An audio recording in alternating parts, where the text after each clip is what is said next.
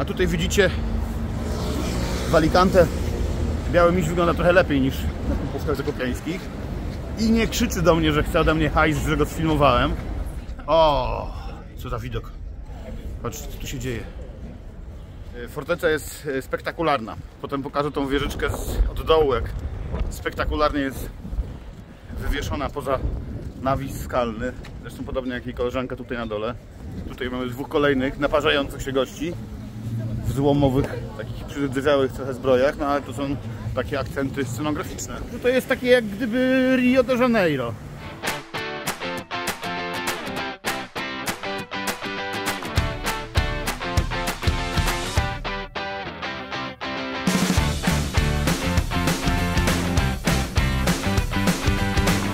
Chyba pierwszy raz przyjechałem do miasta na Półwyspie Iberyjskim z niezmiennie pozytywnym nastawieniem i pierwszy raz wbrew takiemu swojemu zwyczajowi, pewnej normie City Break for Advanced, myślę, że opowiem wam historię przynajmniej do pewnego stopnia krytyczną. To znaczy, jestem po wstępnym scoutingu, tam na górę pójdziemy jutro. Zamek Świętej Barbary wygląda z dołu bardzo dobrze. Natomiast tutaj centrum, które się rozpościera pod tą skałą, właśnie sobie zrobiłem na piechotę taki pierwszy spacer zwiadowczy. Wyszło słońce, ja to z takim zamiarem zresztą uciekłem z południa Hiszpanii na północ, jesteśmy na Costa Blanca, żeby przemieścić się za słońcem, za pogodą, bo na południu zaczęło teraz lać na cały tydzień właściwie chmury i deszcze, a tu jest ładnie w tym momencie i w tym kontekście ta wyprawa już jest sukcesem. Natomiast jestem trochę zaskoczony charakterem miejsca, no więc tak to właśnie wygląda. Teraz tam po drugiej stronie zatoki jest wzdłuż brzegu fantastyczna plaża, na którą wpadniemy z kamerą i to jest niewątpliwa zaleta tego miejsca. Ale też i bardzo możliwe, że część przekleństwa, ponieważ trochę się to Alicante zapowiada jako taka jedna wielka imprezownia. Bardzo dużo turystów nawet teraz. Boję się myśleć, co tu się dzieje latem, bo tutaj jest hotel na hotelu i patrząc na budynki widać, że turystyka tutaj się rozhulała ponad wszelkie możliwe wyobrażenie. Na oknach widać różnego rodzaju formy protestów mieszkańców przeciwko turystyce. Pachnie strasznie skomercjalizowaną przestrzenią i na razie z tych moich wniosków zobaczymy, może zmienię zdanie, ale na razie główne, co mnie poruszyło, to brak klasycznej dla Hiszpanii, dla Półwyspu Iberyjskiego atmosferycznej, klimatycznej starówki. Wiecie, no, może to dobrze, że będę oryginalny w stosunku do mojego tradycyjnie takiego pełnego zachwytu tonu opowieści o danym mieście. Na razie jeszcze oczywiście nie spisujemy Alicante na straty, bo przed nami jeszcze mnóstwo spacerów i odkrywania zakamarków. Na pewno wyleziemy tam na górę. Widok będzie z całą pewnością oszałamiający.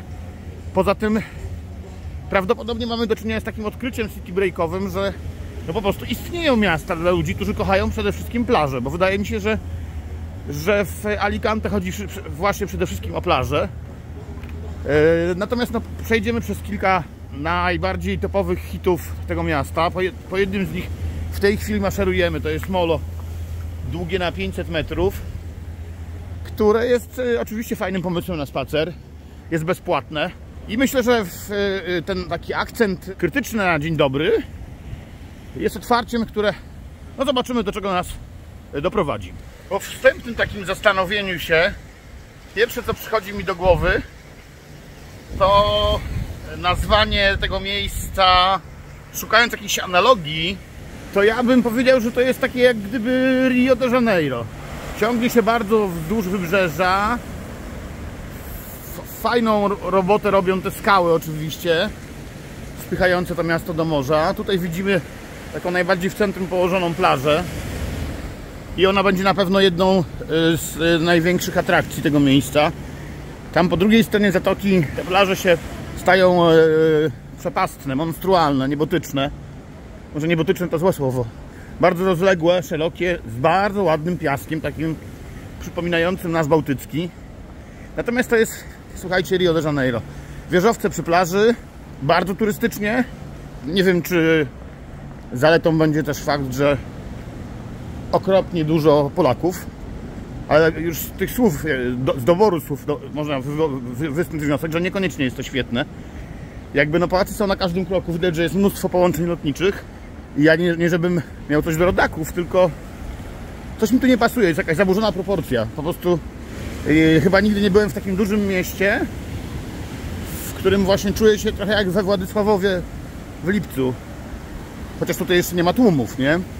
Natomiast aż się boję myśleć, co tu się dzieje w sezonie letnim, kiedy z całą pewnością gęsty tłum obsiada wszystko tutaj, bo to łatwo ocenić po liczbie hoteli. I jakby wydaje mi się, że jest to miasto przede wszystkim dla fanów spędzenia czasu nad wodą na plaży. Niekoniecznie będzie to największy hit Półwyspu Iberyjskiego, jeżeli chodzi o turystykę, nazwijmy to kulturową, ale jeszcze nie spisuje Alicante na straty, bo damy temu miastu nawet nie jedną i drugą, ale więcej szans. Natomiast no, taki już los tego Alicante jest, że jest którymś miastem i no, chcąc nie chcąc będzie musiało być porównane do Kordoby, Sewilli, Malagi, Gibraltaru, Lizbony. No i już widać, że konkurencja będzie dosyć wymagająca. Ja, gdy jeżdżę w poszukiwaniu miast godnych uwagi City Break for Advance, szukam przede wszystkim architektury. To jest Casa Carbonello bodajże. Jeden z najładniejszych budynków w Alicante.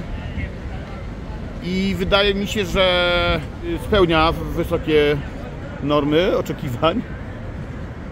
Natomiast martwi mnie trochę jego otoczenie, bo tutaj niestety jest zdecydowana przewaga budownictwa tego rodzaju i to budzi we mnie pewien niepokój. Tak wygląda szybki tramwaj. Przed chwilą na filmiku bez słów, bo nie chciałem gadać w tłumie ludzi w tym tramwaju, pokazałem wam automat do kupowania biletów. Komunikacja miejska jest tutaj bardzo sprawna w Alicante. Bilet do strefy A, czyli ja na przykład jestem teraz na tym przystanku Carabiners, do centrum to jest strefa A, kosztuje euro 45. Także w dobrej to cenie jest. No, można sobie poczytać regulaminy i dookreślić, który bilet do najbardziej pasuje, bo 1,5 euro niecałe kosztuje bilet jednorazowy, a nie wiem, gdzie są te ceny biletów, oddzielnie opisane tutaj. Centilo to jest ten bilet jednorazówka. Bono jest na 10 podróży na przykład i kosztuje 8 euro. Więc no, można sobie też obczaić jakąś najbardziej dla siebie korzystną opcję. Natomiast rzeczywiście działa to bardzo sprawnie, jest szybko, czysto, niedrogo. No i co? I tutaj jest jakby główny towar, którym się tutaj handluje, czyli przepastna plaża. Naprawdę wielka, szeroka, z fajnym piachem, z fajną infrastrukturą. Na całej długości są jakieś boiska, szmery, bariery do uprawiania różnych aktywności. Skoro już się nie boimy porównywać, to centrum Alicante mi się skojarzyło z Rio de Janeiro. No tutaj jest ciąg dalszy tego wrażenia. Jakbym miał porównywać, to bym powiedział, że w Maladze aleja wzdłuż morza, słynna ulica Antonio Banderasa, bardziej wpadła mi do gustu z powodu tego, że jest fajnie zielona. Tutaj jest chodnik i piach, ale ewidentnie widać, że Alicante to jest miasto z ofertą mniej City Break for Advance, bardziej beach lovers. Ta plaża, do której naprawdę ciężko jest się przyczepić, bo jest super. Ma 10 km długości i myślę, że zaspokoi potrzeby każdego wielbiciela kąpieli słonecznych i morskich też, bo nawet o tej porze roku się tu ludzie kąpią w wodzie niektórzy. Także od tej strony super. Zaczynamy drugi dzień zdjęciowy w Alicante. Ciekawe spotkanie z tym miastem, bo inne. Patrzcie, jakie drzewa można zaobserwować. Dlaczego inne? No, pierwsze wrażenia były takie, że po raz pierwszy, nadużywając nieco słowa pierwszy, tak dosyć krytycznie rozpocząłem swoje spotkanie z miastem, podkreślając jednak, że jego naczelna cecha, główna cecha Alicante i w ogóle całego tego wybrzeża Costa Blanca jest wystarczająca, żeby się pozostałymi kwestiami po prostu być może nie przejmować. Bo prawda jest taka, że czytałem wczoraj dość dużo jeszcze o mieście, żeby się dokształcić i trochę się przeproszę z Alicante na szczęście, bo ja nie chcę prowadzić kanału o miastach niegodnych rekomendacji i oczywiście Alicante jest godne rekomendacji. Teraz podążamy taką promenadą, parkiem wzdłuż portu. Piękne drzewa, wspaniałe palmy. No my Polacy chyba wszyscy mamy, ja na pewno, totalnego fioła na punkcie palm, bo jak widzę palmę, to wiem, że jest dobrze. Dzisiaj nawet nie dopisuje nam jakoś specjalnie pogoda, bo się zrobiło pochmurnie, może nawet padać, ale na Costa Blanca jest najwięcej słonecznych dni w Hiszpanii, być może też w Europie, około ponad 300 dni ze słońcem tutaj i to jest informacja wystarczająca za całą rekomendację tak naprawdę, bo ludzie za tym słońcem jadą przede wszystkim. Ja też się nie będę tutaj specjalnie wygłupiał, bo prawda jest taka, że jak się w Portugalii czy w Andaluzji teraz pogoda zmieniła na gorszą, to też pośpiesznie wskoczyłem do Nomada i zwiałem stamtąd. Pierwotnie ta część Hiszpanii to była synonimem tanich czasów na słonecznej plaży właśnie, ale takich bardzo mainstreamowych. Patrzcie, jakie piękne drzewa. Także do warunków pogodowych i piaszczystych, plażowych dopisujemy plusik za fajne parki. A my wchodzimy na tą słynną promenadę. I to właśnie jakby ten kamień robi robotę. No, ludzie masowo sobie robią z tą promenadą zdjęcia, bo jest zjawiskowa. I wydaje mi się, że jest takim numerem 1 w tym mieście. Ponieważ no skoro nie mamy tutaj, tak jak to już wczoraj zacząłem obrazować, że co mnie zaskoczyło na minus w Alicante, to fakt, że z mojej perspektywy nie występuje tutaj to klasyczne stare miasto, jakiego się spodziewałem, bo już mnie inne miasta hiszpańskie do tego przyzwyczaiły. Alicante jest raczej taką mieszanką tych nowych budynków, średnio nowych, z różnych epok, niekoniecznie takich korzystnych architektonicznie. Chociaż to też nie jest jakiś super dramat. Natomiast no nie ma tutaj tego, czego ja szczególnie pożądam w miastach, które odwiedzam, czyli takiego masywnego genius loci. Skręćmy sobie na chwilę. No bo co, ale leci tam dalej do przodu. Jest bardzo ładna na całej długości. Warto ją sobie pokonać spacerem. A my na chwilę ją porzucimy, żeby poszukać innych zakamarków Alicante. Ale ja jest jakby już zaliczona, odfajkowana i obdarzona polecajką oczywiście, bo jest super. Natomiast nie tracąc z pola widzenia faktu, że do Alicante turyści przyjeżdżają po słońce i bardzo dobrze. Sam przyjechałem tu po słońce. Kolejny fikus gigantyczny. Patrzcie, jaka rzeźba. Ficus macrophylla, o ile dobrze wymawiam. No więc są tu takie zakamary, które są miłe. Natomiast nie będę wam ściemniał albo wciskał kitu, że do Alicante się przyjeżdża w podobnym celu jak do Kordoby czy do Sewilli. Nie, to jest miasto nad morzem. Miasto, które gwarantuje wam super piach na plaży. Miasto, które prawie na pewno da wam słońce i na pewno wysokie temperatury. Tutaj rzeczywiście pogoda jest... Statystyki pogodowe są nieprawdopodobne. Natomiast oprócz tego mamy dostawkę do plaży w postaci ponad 300-tysięcznego miasta z całą infrastrukturą, co już samo w sobie jest korzystne. Ale nie podoba mi się to, że całe to miasto w centrum ścisłym jest poprzecinane takimi ulicami dostępnymi dla samochodów. I co chwilę tutaj coś przejeżdża spalinowego. Bo jednak, tak jak w takiej Maladze, to jest taki mój dobrze pojęty hiszpański standard. Po prostu całe centrum jest wyjęte wyłącznie dla pieszych. Nawet rowery nie mogą jeździć między ludźmi, żeby im nie przeszkadzać. Ta ulica uchodzi za kultową. Ja się trochę śmieję, bo... Znaczy, śmiałem się wczoraj. Bo muchomory z jakimiś robaczkami na kapeluszach, jakimiś mróweczkami, pszczółkami, bla bla bla. Te muchomory... Oczywiście to można powiedzieć, że sympatyczne, tak? Ale jak dla mnie to jest to taka estetyka wielce dyskusyjna. Oczywiście wszędzie jest, jak to w Hiszpanii, super knajpy i klimaty.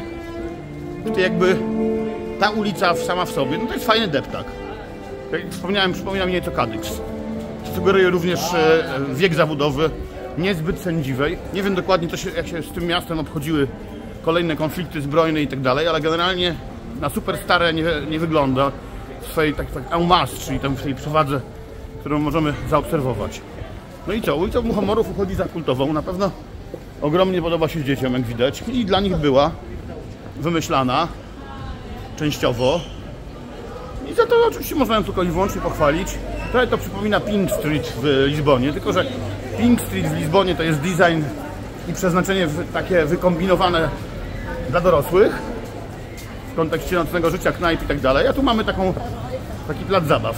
Strata tej ulicy spowodowała, że ja spojrzałem na Alicante bardziej przychylnym znacznie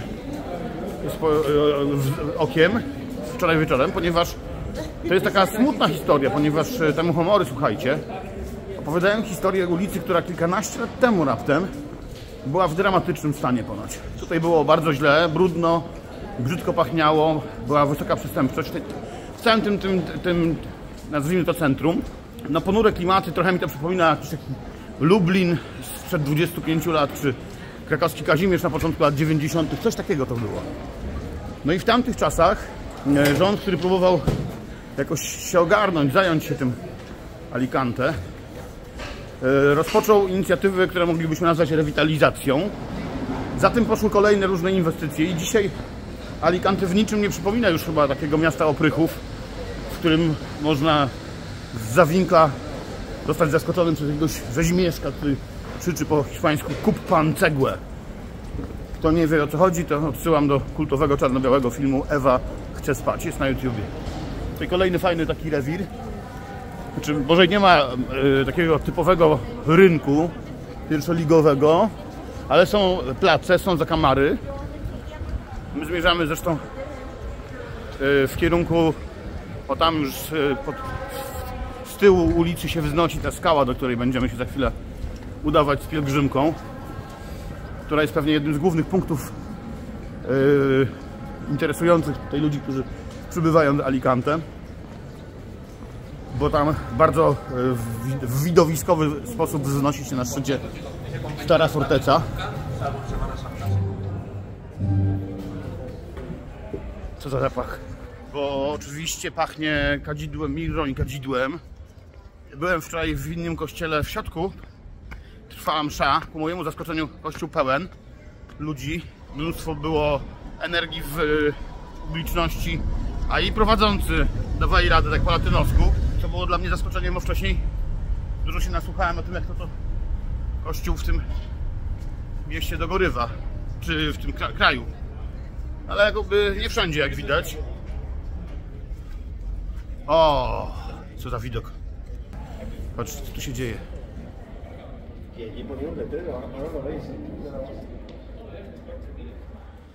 Tam idziemy. Więc jest szansa, że będę znowu gadał do was dysząc. Ale ja tam odrobinę wysiłku fizycznego nie wzgardzę, bo w tej podróży najbardziej deficytowym towarem, jaki nie ukrywam, że doskwiera mi często, jest brak sportu. Tu na górze jest epicko. Zgodnie z oczekiwaniami Super widok. Można się tutaj przemieszczać pomiędzy różnymi perspektywami, punktami widzenia.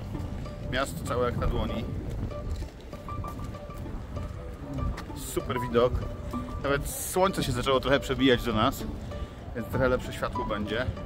Potem pokażę tą wieżyczkę od dołu, jak spektakularnie jest wywieszona poza nawis skalny. Zresztą podobnie jak jej koleżanka tutaj na dole. Forteca jest spektakularna. Bardzo duża, co dla wielu istotne. Bezpłatny wstęp. Nie ma biletów, jest za friko. Także liczba plusów do Alicante dynamicznie rośnie.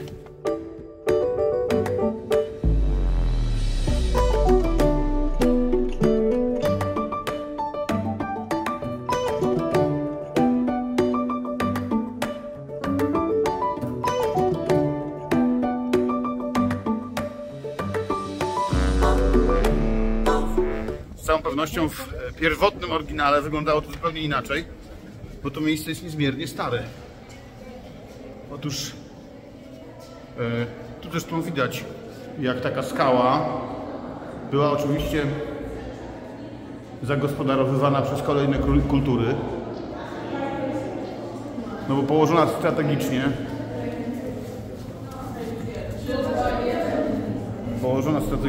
nad morzem przy porcie naturalnym, z takim wypiętrzeniem na prawie 200 metrów ten poziom morza.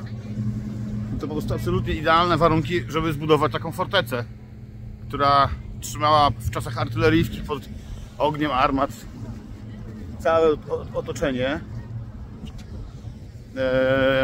i dawała schronienie w razie wojny. Tutaj mamy dwóch kolejnych naparzających się gości w złomowych, takich przyrdzewiałych trochę zbrojach, no ale to są takie akcenty scenograficzne, które pomagają nam się trochę wczuć w klimat Fortalicji, która w pierwotnej wersji została zbudowana przez Hamilkara Barkasa, czyli wodza kartagińskiego jeszcze.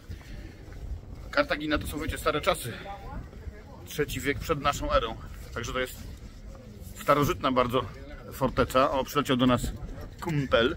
Cześć kumplu. Kumpel wyluzowany. Ma duże doświadczenie w relacjach z białymi ludźmi. Cześć kumplu. To nie jest zbliżenie.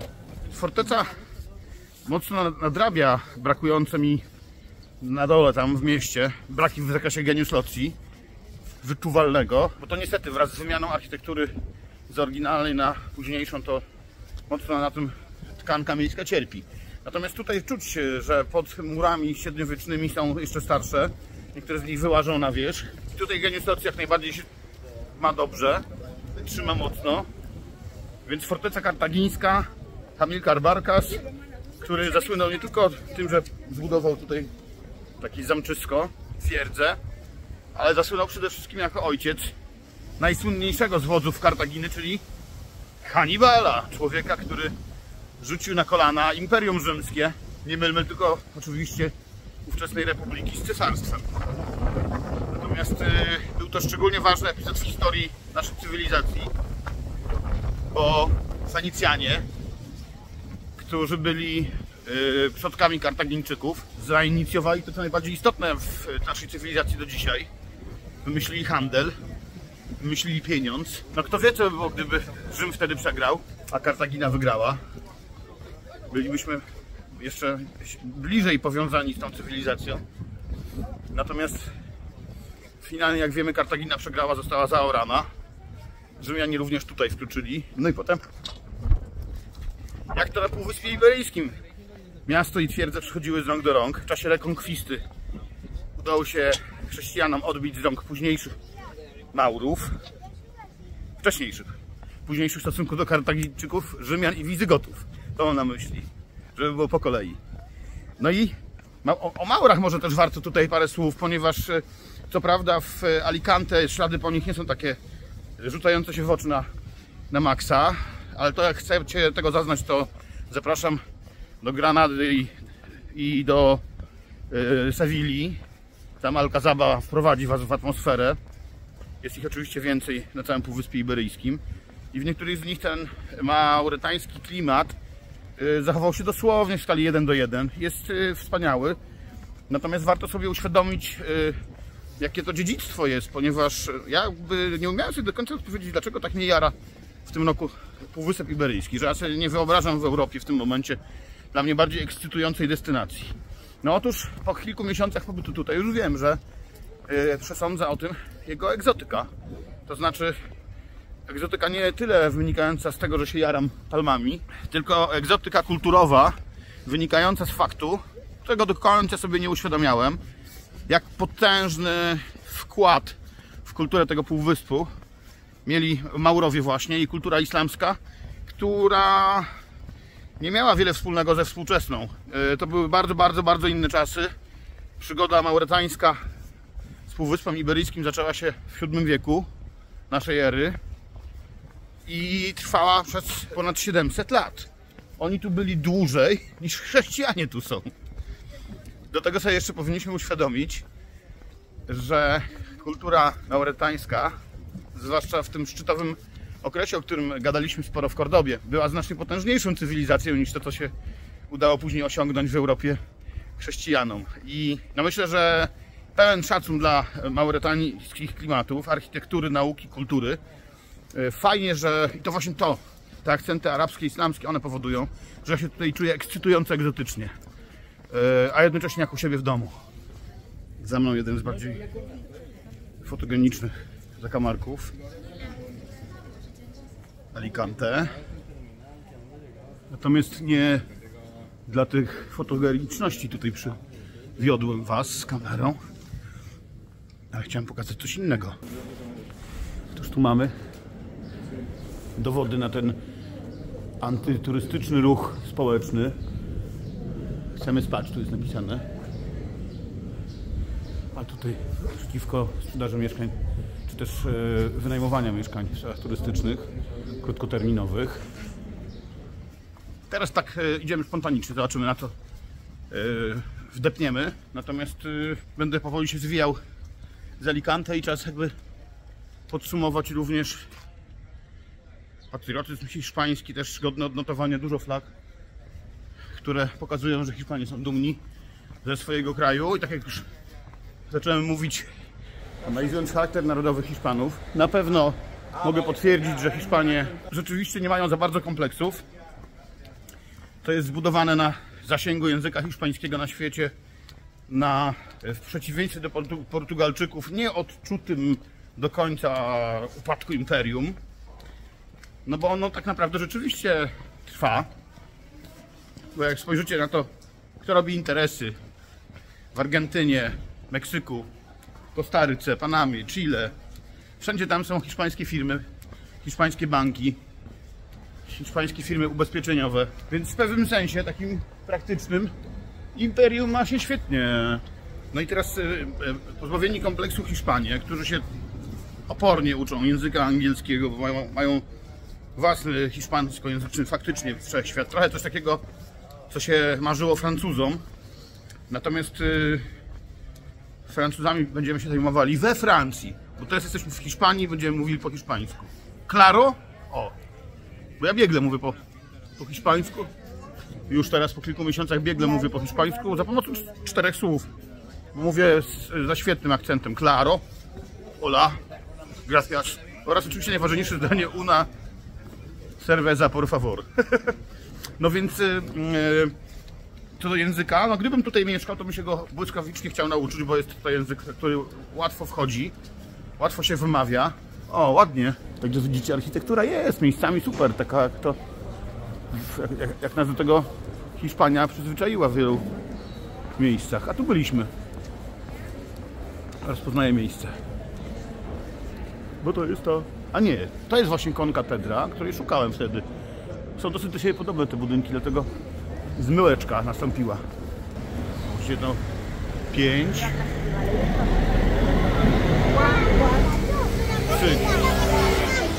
Lubię te wyświetlacze czasem do odmierzania. W tym przypadku sensacyjnie na jednej z niewielu ulic, na których się na czerwonym rzeczywiście stoi, no bo jest duży ruch. ale zasadniczo przechodzenie na czerwonym świetle to jest sport narodowy, który ja bardzo lubię. I strasznie mi się podobała scena, której niestety nie mam sfilmowanej, jak na przejściu do wierzchniej stali Niemcy, do których też wrócimy w Berlinie. No bo to jest cykl Open Ice Economy poświęcony Europie, duszy Europy. The soul of Europe próbujemy uchwycić. Na razie mamy portugalską część już zrobioną właściwie. Teraz rozpracowujemy część hiszpańską. Wrócimy sobie na promenadę, tam dokończymy relacje z Alicante. I tak krok po kroku będziemy sobie składali całą tożsamość europejską do uzyskania pełnego jej obrazu.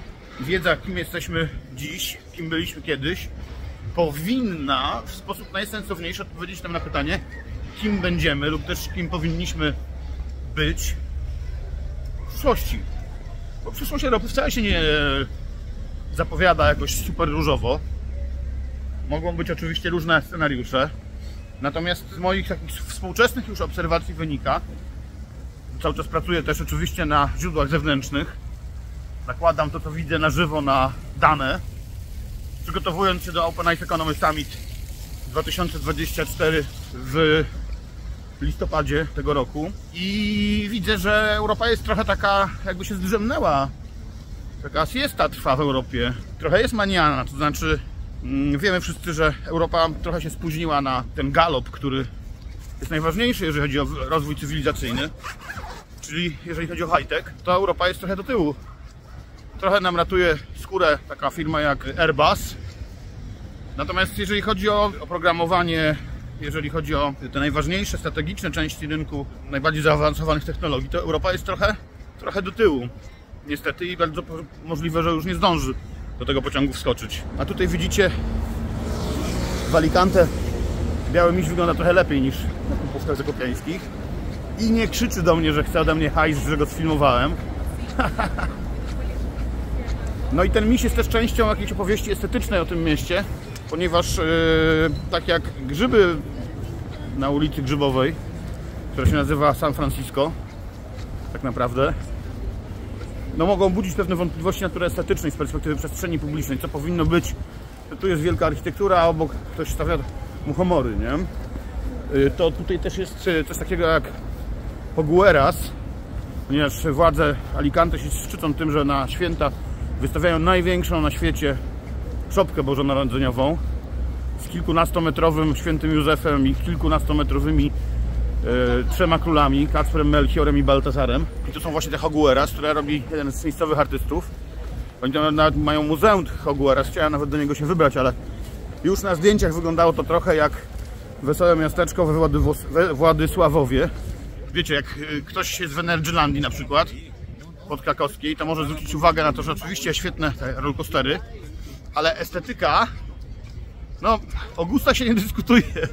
No więc te Hogueras okazują taki trochę, jak dla mnie, delikatnie, lekko przaśny klimat, który tutaj pokutuje. Ale znowu, dla każdego coś miłego. To się wielu ludziom podoba. Mi to może przypomnieć też sytuację wrocławskich krasoludków na przykład, które mnie już trochę bokiem wyszły. Trochę to jest pomysł z lat 90. Znaczy nie trochę, tylko dokładnie, dosłownie.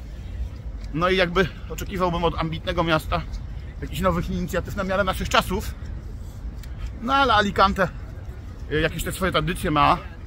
Ale my już powoli się będziemy zwijali z tego Alicante, więc czas na ostatnie słowa podsumowań.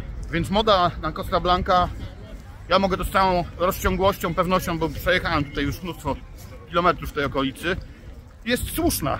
Tutaj naprawdę się świetnie można urządzić i życie w tej pogodzie, której w tej chwili nam nie podarowano, ale jest to naprawdę, uwierzcie mi na słowo, wyjątek potwierdzający regułę.